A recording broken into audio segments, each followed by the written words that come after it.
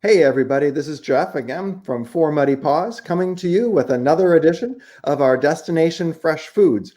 We just had this whole event called Destination Fresh Foods, and really our goal with this is for everyone to make a few small changes in their pet's diet that can have tremendous benefits. And like we say, every journey begins with one small step. And we can do the same thing with our pets. So let's do that. And so tonight I am really excited that we have Tom with us from OC Raw, and we can talk all about OC Raw and sort of what makes OC Raw different. There are so many ways that you can use it in your food routine with your pets, and it's really exciting. And we've fed that to our pets as well, and we do love OC Raw for very many reasons. So Tom, thank you so much for being with us tonight. Thank you for having me. Absolutely. One of the things I wanted to I like to talk about when people join us to just have some conversations is, how did you get started in pet nutrition and dog and cat nutrition, and then with OC Raw too? I got originally from Colorado, ended up in Kansas City.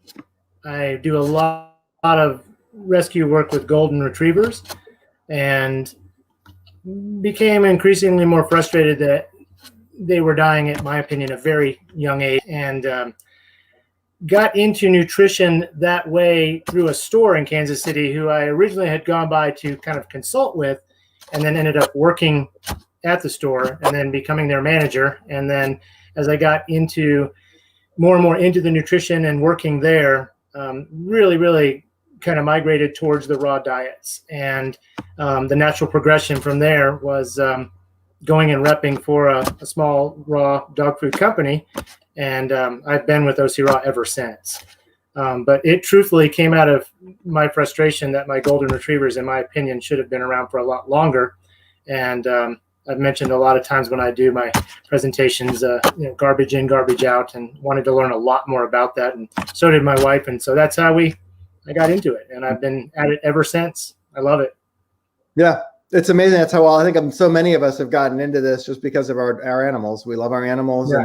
And they have needs, and we want to be able to do what we can for them. And every animal teaches you something a little bit different, I think, in their world. And I know I've learned something from every single animal that I've ever had. So that's cool. So OC Raw. So tell us a little bit about the story behind OC Raw, how it was created, because it's a pretty small company. And it's which is unique in the pet food area, and I think that it has a really cool story, and then how it's sort of grown from there. Yeah, I mean, you mentioned we're a small company, and that's one of the things that I like about OC Raw. Toby and Olivia, husband and wife, who own the company. We have about 3 people on our sales team, and we've got about 6 or so folks in our factory, and that's our whole company. We make our food to order. It's just phenomenal. They originally were in the bully breed world, Presa Canarios, very big dogs. And they started making food, and they started seeing the benefits of this food. The word got out, and all of a sudden a company was born in a garage and moved to a small factory. And about 3 weeks ago, moved into a little bit bigger one, and we just continue to grow. I think that, starting out regionally in Southern California, and I've only been with them for about 5 years now. We're now, moving nationwide and going international. And I think that's the category has a lot to do with it, but it also has a lot to do with our food. And I've sold a lot of raw, and I really like this one. I love the category. You'll never hear me say anything bad about a raw diet, period. If you tell me it's not processed, I'm already in your corner on that one. Right. Yeah, it's a great company that evolved from literally a husband and a wife and an idea, and it hasn't gotten super big, and we all like it there that way. Great. What's unique about your formula? So you're sourcing, and then raw is basically muscle meat, organ meat, and bone with some fruits and vegetables. So what makes of that combination? What makes OC Raw a little bit different? I mean, everyone's got the way that they make their recipes and their formulas, and I think everyone's recipes and formulas are done for great reasons. And the reasons that we do ours and what sets us apart, the first thing I like to talk about is Olivia opts to, like you said, there's animal parts and there's non, but we use, a quality cut of meat, prime muscle cut in our beef, drumsticks in our turkey, fillet in our fish. And when you use that type of cut in the formula, you get a really quality protein, really good relationship with protein and fat. Dogs tend to pull 2.5 times the calories out of 1 gram of fat as they do 1 gram of protein. So she opts to put in a very choice cut of meat. So that's the first thing I think that sets us apart. You'll see it with, might have a little less calories than some other diets, but we'll have a lot higher percentage protein and a lot lower percentage fat because we're not using all of those things. We're just using the meat cut. We'll actually have higher protein than some of the 95.5 guys because of that quality cut of meat. The second thing, and this isn't unique to us, but as a 90-10 mix, no synthetic vitamin pack in our food. And I think that's a big deal to me. The third thing that's kind of the top of the hat trick, if you're familiar with HPP, we don't HPP our protein. Yeah. What's that? I was going to say, just going back for a second on the synthetic vitamin. The third thing is we don't HPP our food. Okay.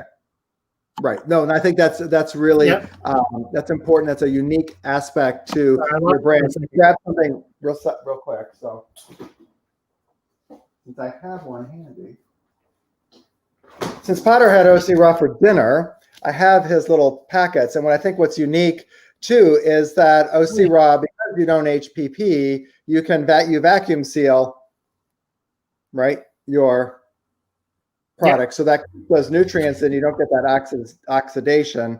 And some people just like the fact that it's wrapped in plastic. I mean, I don't love it from the earth standpoint, from a green standpoint, it's a little challenging, but from a freshness standpoint, it's really good. And you can see you can even see the vegetables and things in the diet. So it's obviously with the no HPP, the beneficial bacteria and the vacuum sealer, we moved in that direction, as you said.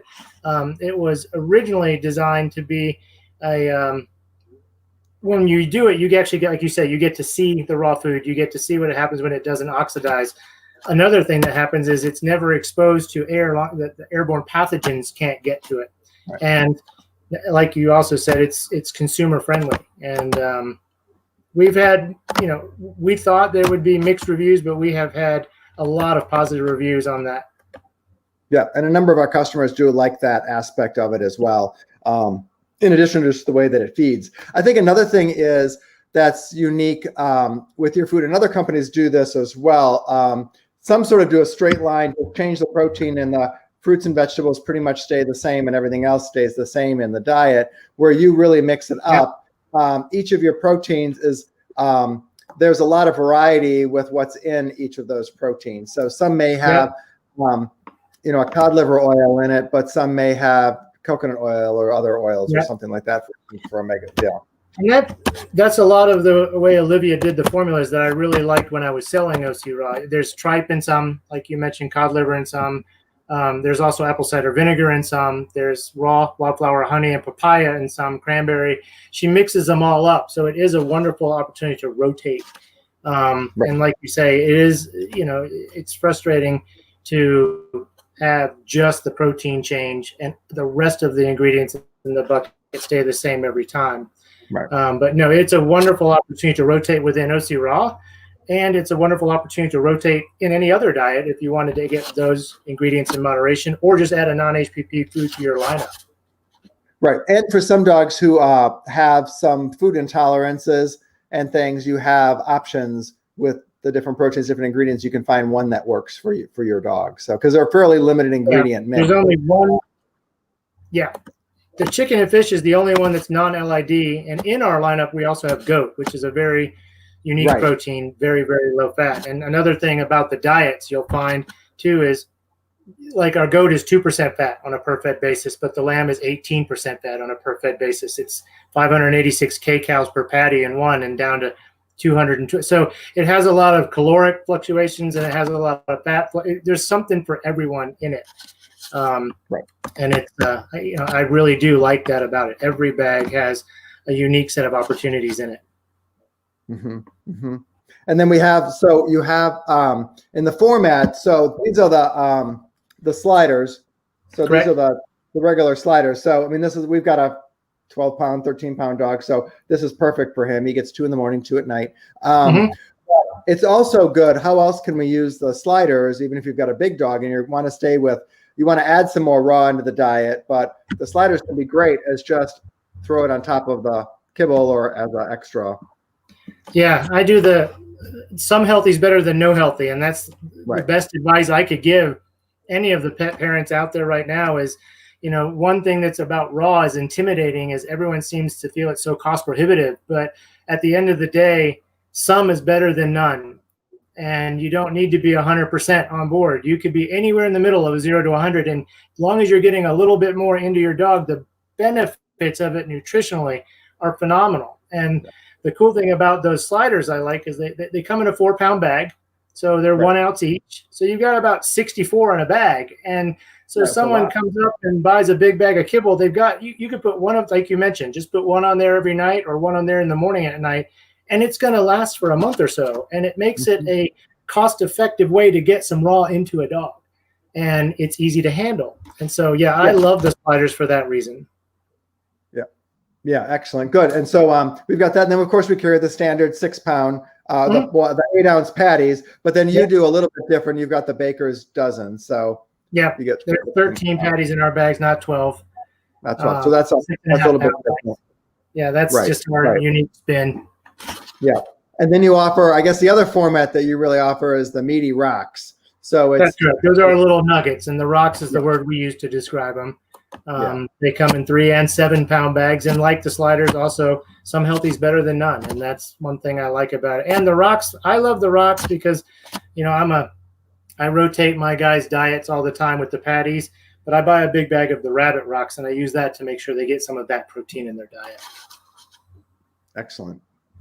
Yeah. So there's just a lot of different ways that you can almost just use those rocks as a topper. So, but when you are doing that, cut back a little bit on the kibble look at the calories they're eating and then make that adjustment so that they're getting the right calories for that day. Mix between raw and the kibble. I think that's really important to remember. It is. And you get to have a much better nutrient profile introduced in moderation, and you get to cut down on the carbs and the starches. And that's a very good, a very healthy combination for just about any living thing. Yeah, exactly. Anytime we can cut down, we talk a lot about carbohydrates. At the shop, we talk a lot about inflammation and the inflammation caused from high carbohydrate diets. So trying to reduce that glycemic index, the sugar index, is really, really beneficial. So just adding a little bit more raw into their weekly meal plan helps to bring all of that down and can reduce the inflammation, which is great for arthritis, which is great for just overall organ health and body health and joints. Yeah, there's a ton of therapy in reducing inflammation. I mean, just across the board. Yeah, exactly. And I think, so you carry, I think you're unique in the number of LID proteins that you carry, because we've got the chicken and the beef, and then we've got goat, we've got rabbit, we've got turkey. I think you're our only fish that we have, the fish chicken. So just if anyone's watching, we carry a lot of those. We don't carry all of them. But we can special order every single week. So we can get whatever you need in the format that you need it in. So I think that's important to remember as well. And then I think you've got some pretty cool supplements too. So you've got, tell us a little bit about, we've got goat milk, and we carry a lot of goat milk, and we love goat milk. We love raw goat milk. But what's different about your raw goat milk? Our goat milk is 100% unpasteurized goat milk, and it's single ingredient. And that's something that Olivia sticks by. She loves the one simple ingredient opportunity. There's plenty of states that we can't legally sell our goat milk in because we don't add anything to it for color. But because it's 100% single ingredient, raw, unpasteurized goat milk, you get all of those natural probiotics, but you also get, the caprylic acid, the conjugated linoleic acid. It's just wonderful. And without adding anything to it, it has that great just raw goat milk smell. So reconstituting, say, freeze dried or adding it to your kibble gives it dogs love good smell. They love a good stink. So it's phenomenal when it comes to, adding it to food. And we also, one of my opinion, because I came from retail, by not having a lot of those additives and things in it, it becomes more cost effective. And, at the end of the day, trying to do things that are cost effective for consumers to just do some little things for their dogs that are healthier, right, I think is a great move for any company, especially in this category. So I like the way our milk fits into that. Yeah, I know. So do we. And I think that what's important is looking at the just adding. Like we talk a lot about moisture and adding moisture into our dogs' cats' diets. That's really key. And goat milk is an easy way to do that. And it's so, like I said, it's so versatile. You can freeze it. You can make a treat. You can make. You can rehydrate your freeze dried with it. You can pour it over your kibble. You can serve it straight up in a dish. In a cup. So it's super easy. How long does that last in the refrigerator after you've defrosted it?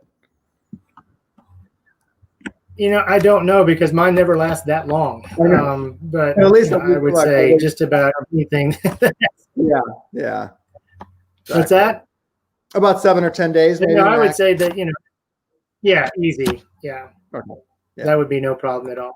Right. Being raw, if we don't have the issues that we have with the pasteurized milk. So, and I think the other really unique product we have from OC Raw is we have whole sardines. I should have brought one tonight, but we've got big whole sardines. Tell us a little bit about what we do with the and how to do this. The benefits of having sardines, how often to feed them, and how all that works. Yeah, the sardines are phenomenal, and we actually, I think Rodney Habib and Dr. Becker have talked about those as a supplement in terms of what they offer. But I love the whole undressed sardine. It's just one, obviously all the fish oil, the omegas, and the benefits of those. You get that rich protein that comes with the sardines. There's a lot of calcium because you have the skull and the bones, but you also get, chondroitin and glucosamine from the top of the brainstem down. You get the long chain fatty acids, the EPA, the DHA from the brains and the eyeballs. And it's just, taurine as well, right? Yeah. What's that? And taurine. Absolutely. Tons of taurine. Yeah. And we actually had a shortage of sardines in the wake of the DCM conversations that were flying around when the taurine word came on board. We actually, in 2 weeks' time, sold out of every sardine that we had. Yeah. And these aren't your little sardines that come in a can. These are like serious sardines. These are bigger than your can of sardines. Yeah. So what are the problems you feed? Yeah, they will go from the top of your middle finger to the... Right. How do you feed it then? Yeah, that's a great question on the raw side. Yeah, I mean, I have golden retrievers, so I throw it out on the deck like a bone and just watch them eat it like a Dorito. But in the raw world, there's a lot of equations on. What's that? I mean, and how frequently would you feed it then? I do it twice a week. Okay. Where my 80-pound golden, I gave him a whole one on Wednesday and a whole one on Sunday. It was kind of like Baskin Robbins night. They got the goat milk, they got our pumpkin, and so he absolutely loved it. But it's just getting it all in there. Again, one thing you had mentioned about feeding a little raw, and you get to take a little out of the kibble diet, and then that bag will last a little bit longer cost-wise. Right. You can add that there's a pound of sardines in that vacuum seal bag, so. You can cut back a little bit on what you're feeding and add a raw sardine in there. And then all of a sudden, a couple of times a week, you end up with one extra patty, and everyone, that feeds raw loves it when there's a little more. And if you have a smaller dog, you could just cut that up then, right? And they could, over the course of time, eat that. Yeah. So I've got a little 12-pound dog, and I actually have to prepare the sardines for her. She's got me trained very well. Do you defrost it first and then? I defrost it, put it on a cutting board, and I just cut it into little pieces, and then I take those and put those in a Ziploc bag, and I just feed those to her, and she loves that night too. Okay, so just a little bit every night with her then, or a little bit every other day or something? I do it about twice a week. Yeah, I'm a big fan of about twice a week. Yeah. Excellent. And because she's so small, yeah. Yeah. And I said, we have them in our boat where our body parts are, frozen body parts. So with all our pig's feet and chicken necks and chicken backs and bones, raw recreational bones, all that good stuff all to eat. full of great bacteria, good for the gut. Healthy gut, what we're all shooting for. Yep, exactly. So one of the things that we always like to talk to our guests about is, and we've talked a little bit about it as well, but really kind of getting to the crux of it all, and what's the best advice for pet parents? Like, what are 3 things that a pet parent could do tomorrow that makes a difference, tomorrow that makes a difference in their long-term health of their pet, and their that gives them an opportunity for their pet to thrive, long-term? What are 3 things that they could do? Well, I would say number 1, in my opinion, is the garbage in, garbage out. Understand that. The best thing you can do is to feed your dog as nutritionally sound a diet that you can. I think that's the first step. Second thing, reading the ingredient panel, knowing what's in the food, asking questions. And there's a lot of good foods at a lot of different prices. So price isn't always indicative of quality of food. So, there's don't let that be a deterrent. So you can feed a very good food without buying the best, the most expensive food on the shelf. So remember, that's important. Yeah. And the stores like yours are the best resource to do that. Just go down and just talk to some people on the staff and walk around and say, here's what we've got here, and there's your options here, and have them weigh in all the information, cull from it what they can, and make the smartest choice. But as long as the core of it is based on what's the best nutritional diet I can give my dog, that's the first of the 3 for sure. Number 2, and I wish we saw more of this in our industry at shows and things, but exercise is a word you don't hear a lot of, except we need to do it more. And I keep telling people, I'm like, you put a lot of good stuff in your dog. Let's get the metabolism going. Let's get the absorption factor up. And, you can feed your dog as healthy a diet as possible, but they've got to get out just as much as we do. Yeah. So I always say exercise is a good one. I think that's probably a benefit from the pandemic, in that dogs are home more with them. We're home more with our dogs. So many of us, and I think they're getting a lot more walks and a little bit more activity and action happening in the houses than what they're used to. So that's certainly a benefit, I think, that we've seen. But you're right, exercise. And you can exercise indoor and outdoor, because we're a big believer that mental stimulation is just as important as physical, walking and running and things. So, yeah. Excellent. And that's actually a good segue. That brings me to number 3. One of my biggest frustrations is people that feed their dogs really well, and then they walk their dogs, and then they come home and they give them a treat that I think would probably last 700 years on a shelf. You got to supplement that with, like you said, and the bones and like the sardines and all of those things.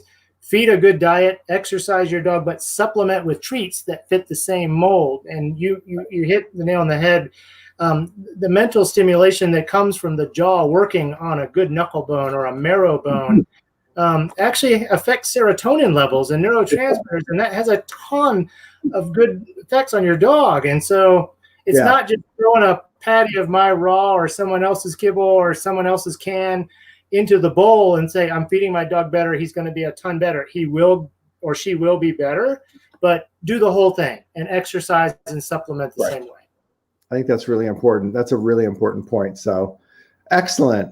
Okay. Well, I think that covers a lot of material. So if anyone has any questions after this airs, certainly this is going to be simulcast. It's on our YouTube channel, where you can find all of our Destination Fresh Foods talks, as well as our other In the Kitchen with Four Muddy Paws talks, are all on our YouTube channel. So check that out. We have, I think, close to 20 videos on there, all about dog and cat health and nutrition. So a lot going on there and a lot of information to dive into. So do that. But and I always check comments and things. And it's exciting because we got a kind of an international audience on some of these. So lots of people watching and checking, and it's really cool. And I just get excited because people care about their animals to want to be able to watch and do this. So if you watch this far, thank you so much. And thank you, Tom, for taking the time to share your story with us, to share your passion for our animals. And I think your advice is should be heeded by everyone, because that was really solid advice and important for all of us to remember. So thank you, everybody. Stay safe, stay healthy. And remember, every journey begins with one step. So think about what step you'll be taking tomorrow for your pet's health. So good night, everybody.